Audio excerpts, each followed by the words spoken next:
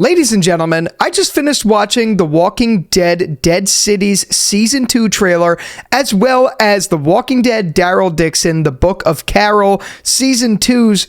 Is it Season 2? I don't know. I don't know. But I just finished watching both of those trailers, and I recorded a whole video. But when I went to put my SD card into the computer to actually edit the videos, somehow 2 out of the 3 clips I recorded were completely corrupt and unusable. So I can't show you a reaction to those trailers, and instead I had a whole separate video idea I was going to make anyway.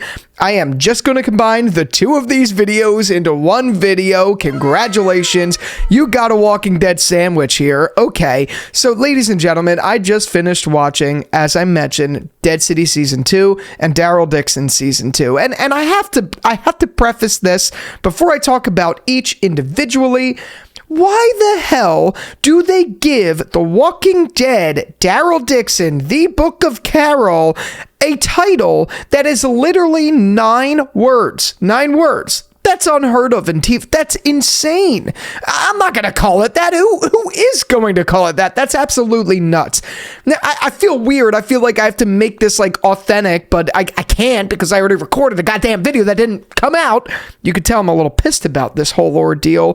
We're going to start with Dead City though, and then we're going to work our way to Daryl Dixon in this video. And then at the end, we are going to be talking about why I don't really care for these spinoffs anymore. And I know I've made a whole separate video about that, but look, I just, after everything that happened with The Ones Who Live, we're gonna get into it at the end, but just to jump in, we are going to start with Dead City. This trailer for Dead City Season 2 felt in a lot of ways a lot like Dead City Season 1. I mean, honestly, now knowing what we have, and especially now knowing the quality that Dead City was, especially when you compare it to the other spin-offs that have came out, I have to say my excitement is probably by far the least for this show. There wasn't really much that caught my attention here other than like some things that kind of caught my attention for, I guess, more of the negative, if we're being honest with one another. Honestly, seeing Negan go back to his ways and seeing him do his, barbed wire bat Lucille stuff again with the whistling. Sure, it makes for cool marketing and PR for the show and all of that stuff, but like not really interested unless he's doing it to put on a show or to try to like help our crew and all of that stuff. I don't really want to see him teeter-tottering back on the verge of evil.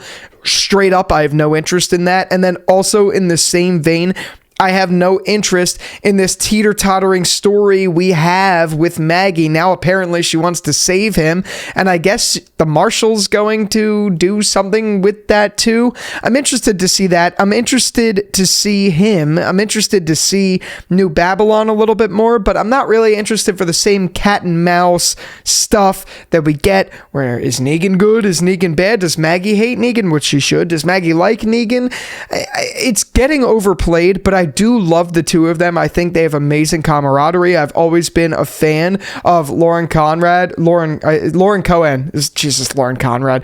I've always been a fan of her. I've always been a fan of Jeffrey Dean Morgan. So to see them together, as always, it's really fun, even if I'm not really a big fan of that. The Croat, no interest really. This lady who reminds me of the lady from Outer Banks. I don't know why, but she just does.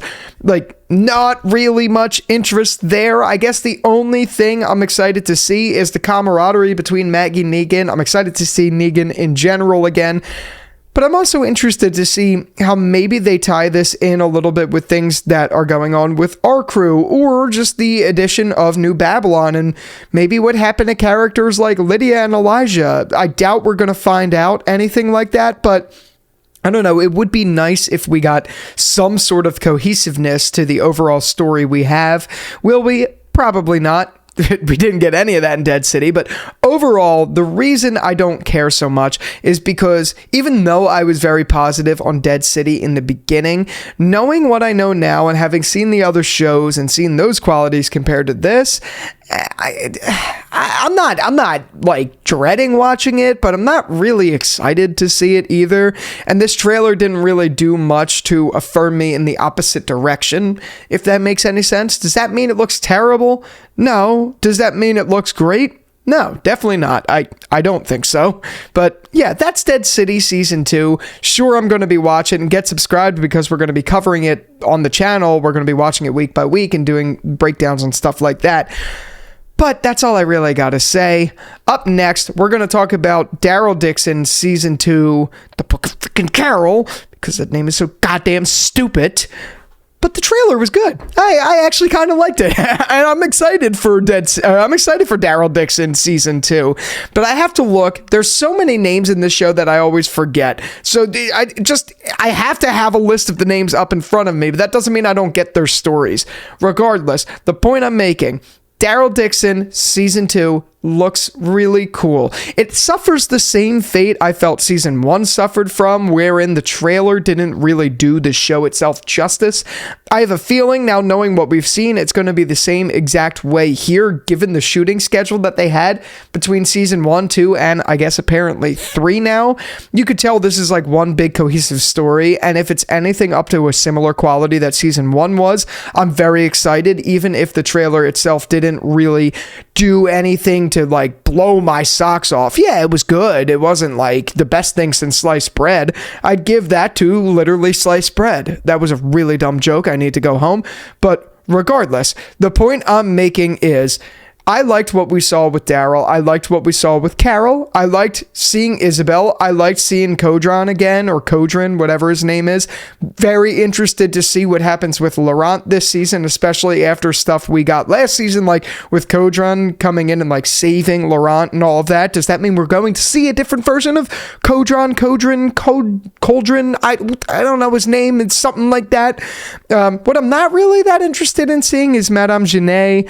I don't really care to see Quinn and the girl who looks like a burlesque dancer. I don't know her name, but that's just what she looks like. I don't really care for that. But overall, I am interested to see how we bridge this story between Carol coming back into the picture and Isabel, and how clearly there's like a love sort of thing going on with Isabel, but Carol is like family with I'm interested to see that whole dynamic. You know what though? I have to say it now because it's fresh in my head and I can't live it down.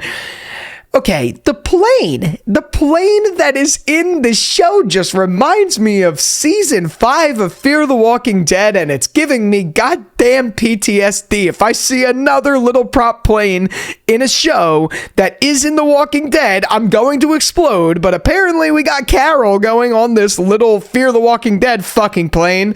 I don't know. They're going to fly all the way from the United States to France in that little plane. What is this, Amelia Earhart shit? All right, I'm no pilot. I don't really know if there's any, like, I don't know anything. You could probably fly one of those across the world, but beats me. I still think it's really stupid and gives me strong PTSD flashbacks of the worst season of Fear the Walking Dead ever. Actually, no, that goes to Season 8. I'm rambling a little bit here. The overall point I'm making is that kind of messed with me. It might be awesome. I don't know.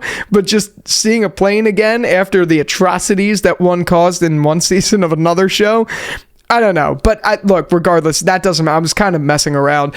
I am excited to see how Carol gets to France and how the two of them intersect. Obviously, we did see in the trailer them together in a shot. I highly doubt that's their reintroduction shot. And no, I'm not as excited as I was for seeing, obviously, Rick and Michonne reunite, but I am interested to see how the two of them find each other and what information is found. Like, who is back? Obviously, we know Rick came back, but apparently the writers and all of them said that wasn't Rick who Carol was talking about. If that is true, which I don't think it's true, but if that is true, I'm interested to see what Carol was referring to.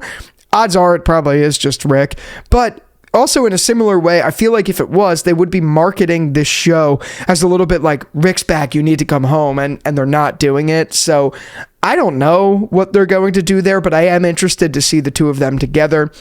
I'm also interested to see, and it's a small detail, but I'm interested to see what they do with that flashback sort of thing we have with Sophia.